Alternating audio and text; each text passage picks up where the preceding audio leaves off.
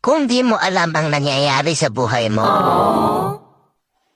punta ka sa kapitbahay nyo. Alam nila lahat.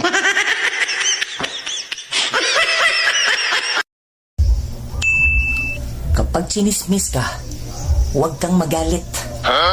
Chismosa ka rin naman eh. Naunahan ka lang.